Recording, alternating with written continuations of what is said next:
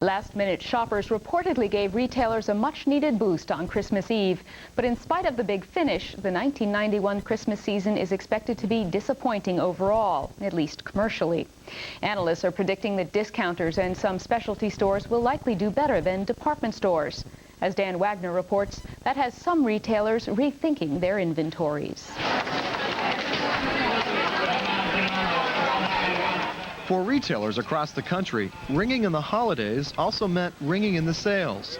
In the one-month period between Thanksgiving and Christmas, many merchants strive to make half their total annual sales. But with the sour economy, this year competition among store owners has heated up.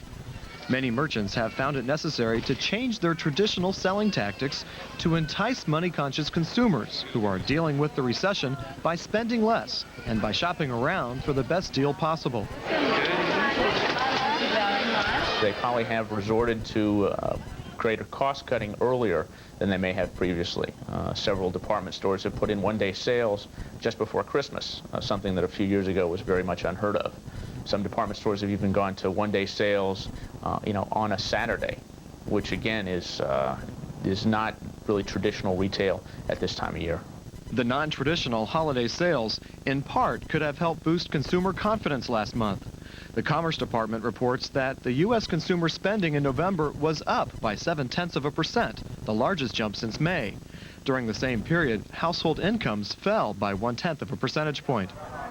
The increase in spending may have come at the right time for retailers, but not all say they have noticed a jump in year-end sales.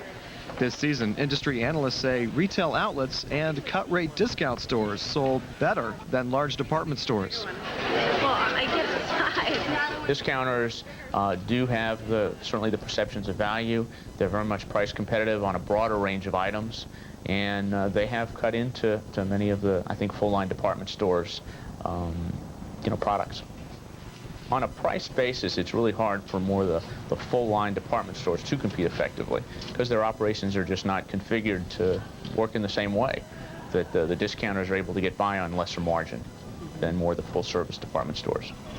TJ Maxx is one of the discount stores that reported brisk Christmas sales this year.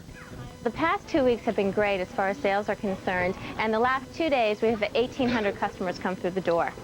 Although TJ Maxx stores discount merchandise all year long with the hopes of selling more items at a lower profit margin, the national clothing chain has found it necessary to sell a wider variety of goods. Coffee table books and household gadgets are among the items the clothing store recently added to its inventory. In a store that majors in selling clothing, why do you believe that the books and the other items like that are selling so well?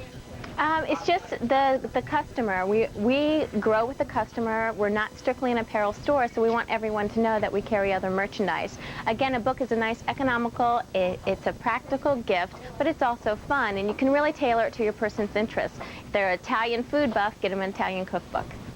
This year, retailers hope that by broadening selection and by eliminating frivolous items, they would be able to win the hearts and dollars of consumers, whose choices of Christmas presents would help decide the fate of the retailers' futures.